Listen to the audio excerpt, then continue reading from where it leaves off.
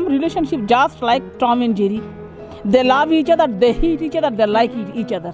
শরীরটা কিন্তু আমি সব সময় বলি, আমি সব সময় কাছে টেনে নিই তাকে। এই বিশ্বাসটা উভয়ের মাঝে থাকতে হবে। শত ফুল ফুটতে দাও, কইবে না কোনো কথা, তোমারই বিরহে তোমারই মিলনে হাজারো সুখ্যাতা। তোমার এই যেন ভালোবাসি আছি শতরূপে শতবার, জনমে জনমে যুগে যুগে অর্থাৎ। বিচ্ছেদের এই যুগে সম্পর্কে টিকে থাকাটাই সবচেয়ে বড় ভালোবাসার প্রমাণ। প্রিয় দর্শক, আজ আমরা কথা বলবো এমন দুজন মানুষের সাথে যারা তাদের জীবনে এক যুগের বেশি সময় কাটিয়েছেন একসাথে কেবল ভালোবাসার জন্য। জানবো তাদের একসাথে থাকার পেছনের গল্প। আমরা দুজন লয়ার দম্পতি, এক যুগেরও অনেক বেশি সময় ধরে আমাদের সংসার জীবন টিকে থাকার যে বিষয়টা আপনি বলেছেন, পৃথিবীতে প্রত্যেকটা সম্পর্কের টিকে থাকার পেছনে একটা ত্যাগ আছে আপু। ত্যাগ, আন্তরিকতা, মহানুভবতা, উদারতা। ত্যাগটাকে আমি বেশি প্রাধান্য দেবো। সেটা হচ্ছে যে পেছনের বিষয়টাকে আপনি মাথায় রাখতে পারবেন না।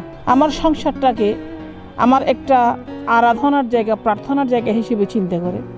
আর সবচেয়ে বড় যেটা প্রার্থনা, সেটা হচ্ছে যে সৃষ্টিকর্তার কাছে প্রার্থনা যে আল্লাহ, আপনি আমাদের কনজুগাল লাইফটাকে আপনি ভালো রাখেন। মূল কথা হচ্ছে ত্যাগ। সংসারের জন্য ত্যাগটা বিভিন্ন ক্ষেত্রে হয়। যেমন আপনার পার্সোনাল চয়েস থাকতে পারে, পার্সোনাল ভালো লাগা থাকতে পারে। এটা হয়তো আমার ওয়াইফের ভালো নাও লাগতে পারে, আমার সংসারের জন্য ভালো নাও হতে পারে। এই যে বিষয়গুলো ত্যাগ করা, হ্যাঁ, এভাবে আমরা সংসারকে আমরা টিকিয়ে রাখার চেষ্টা করেছি। একজন আরেকজনকে শ্রদ্ধা করা, হ্যাঁ, স্বামী স্ত্রীর মধ্যে শ্রদ্ধা ওটা হচ্ছে বড় জিনিস। যার যার জায়গায় সে বড়। আমি স্বামিত্ব দেখাই, সে যদি আমিত্ব দেখায়, তাইলে তো আর সংসার হয় না। আমার নাম হচ্ছে অ্যাডভোকেট সাকি। সাকি মানে প্রেম, সাকি মানে প্রিয়া। আমি আমার জীবনটাকে, আমার যিনি লাইফ পার্টনার আছেন, আমি ওনাকে ওভাবে আমার ভালোবাসাটা দিয়েছি। যত বেশি ভালোবাসা গভীর দেওয়া দরকার একজন স্ত্রী, একজন হাজব্যান্ডকে, সেটা দেওয়া দরকার। কিন্তু ওনাকে সেটা নিতে হবে। যদি ওই হাজব্যান্ড সেটা নিতে জানে, তাহলে কোনোদিন কোনো সম্পর্ক ভাঙে না।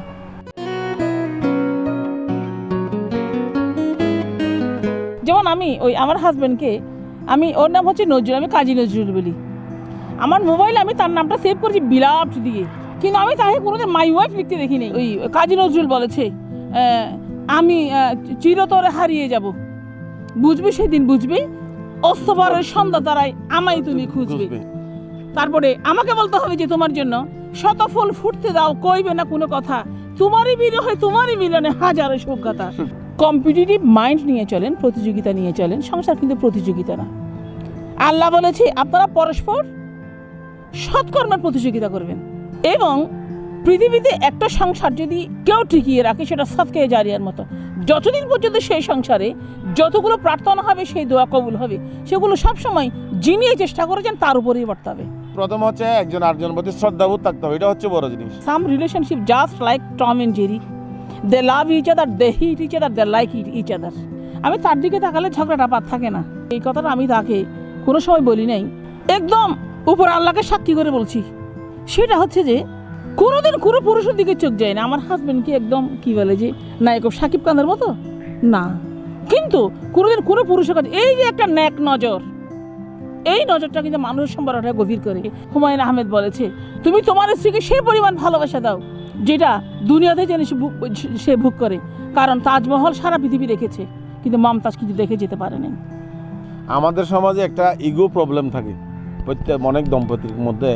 ইগো প্রবলেম মানে অর্থাৎ আমি কেন তার কাছে ছোট হব, সে কেন আমার কাছে ছোট হবে, এ ধরনের একটা যখন একটা বিশেষ করে হাই সোসাইটিতে হাজব্যান্ড অনেক বড় চাকরি করে, বউও তার চেয়ে অনেক বড় চাকরি করে, অথবা অনেক বড় ভালো পজিশনে আছে, একজন আরেকজনের কাছে ছোট হতে চায় না। হ্যাঁ, কিন্তু শরীরটা কিন্তু আমি সবসময় বলি, আমি সবসময় কাছে টেনে নিই তাকে। বিশ্বাসটা উভয়ের মাঝে থাকতে হবে। সেটা হচ্ছে প্রথম জিনিস।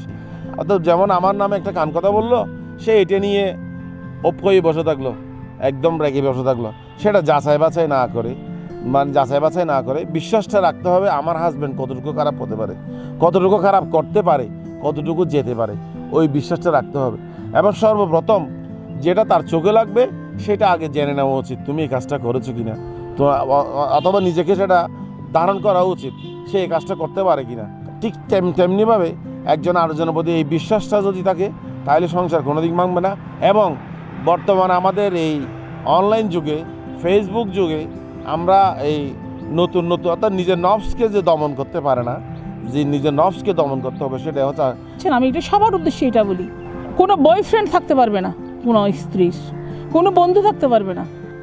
এই যে ফেসবুকে লাইক, কমেন্ট, শেয়ার, ইনস্টাগ্রাম চালায়, হোয়াটসঅ্যাপ চালায়, মেসেঞ্জার চালায়, এরকম করতে করতে করতে like like like like love love love love এ লাভ লাভ করতে এক সময় পরকীয়া সম্পর্ক হয়েছে, হাজব্যান্ডকে সে অমিট করে, সে বৃদ্ধাঙ্গুলি দেখায়। যেমন আমি সেটা অন করি না, আমার কাছে নাই। এক্ষেত্রে পিতামাতার উদ্দেশ্যে বলতে চাই, ফেসবুক আসক্তি থেকে আপনারা আপনাদের সন্তানদেরকে যতদূর পারেন দূরে রাখবেন, আর ধর্মীয় শিক্ষা দিবেন, নৈতিক শিক্ষা দিবেন।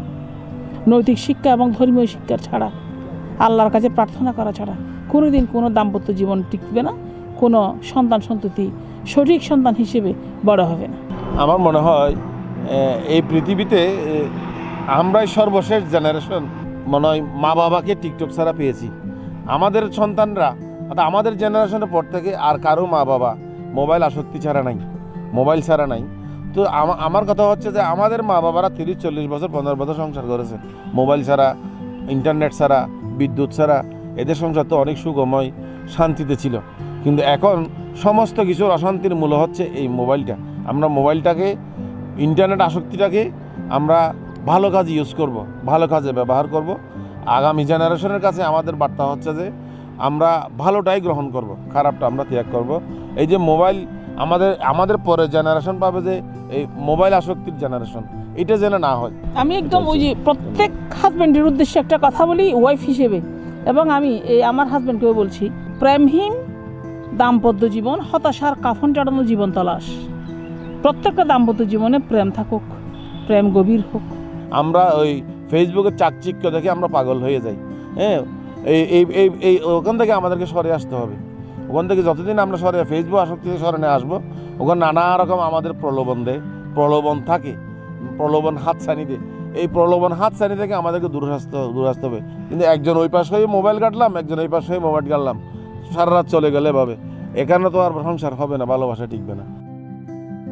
বিচ্ছেদের গল্পই যেখানে প্রত্যেক দিনের শিরোনাম, সেখানে দাম্পত্য জীবনের এই গল্পগুলো নীরবে বলে যায় ভালোবাসা এখনো শেষ হয়ে যায়নি।